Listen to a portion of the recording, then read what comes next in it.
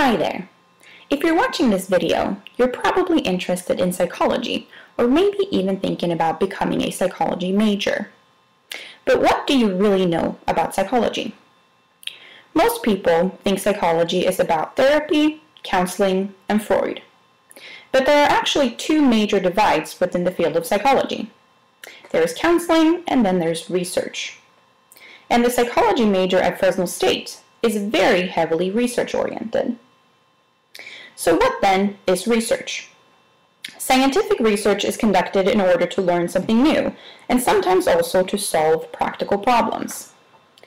And in psychology, research is conducted to learn more about behaviors, thoughts, and experiences of individuals or groups. In the research field of psychology, questions are approached using three different methods. One way of answering a research question is through non-experimental research.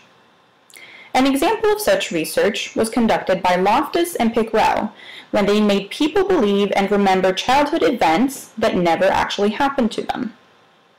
The researchers repeatedly asked people to think of a childhood memory where they got lost in a shopping mall. Later, many people participating in the study were fully convinced that this false memory was actually true. This is a good example of a non-experimental study because participants were not randomly placed in different experimental conditions, nor was there variation in the causal or independent variable. Another way of conducting research is through the quasi-experimental method. Barrick and colleagues conducted a study where they split people into groups based on how much time had passed since their high school graduation. They then tested each graduate on how well they were able to recall and recognize their former classmates. The researchers were able to show that people are better at recognition than free recall, and also that both recall and recognition declines with age. This is an example of quasi-experimental research because participants were not randomly placed in different experimental conditions, but the researchers did vary the independent variable.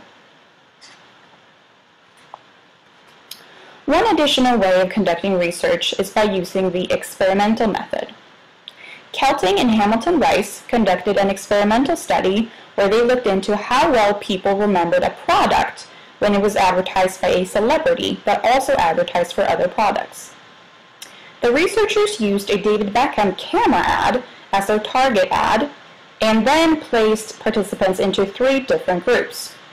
Those who saw interfering ads for products that did not match David Beckham's public image, those who saw ads for products that moderately matched his image, and those who saw ads for products with a high match to his public image. The researchers were able to show that people remembered the target camera ad better if the interfering ad was for a moderately interfering product. This is an example of a true experiment because there was complete random assignment of participants to different conditions, and the independent variable was varied between those different conditions. If this brief summary of psychological research sounds interesting to you, then congratulations! The psychology major is right for you. For more information on the psychology major, research opportunities, or other counseling-related majors at Fresno State, please contact the Psychology Department Advising Office, either by phone, by email, or by paying a visit to the Psychology Department Advising website. Thanks for watching.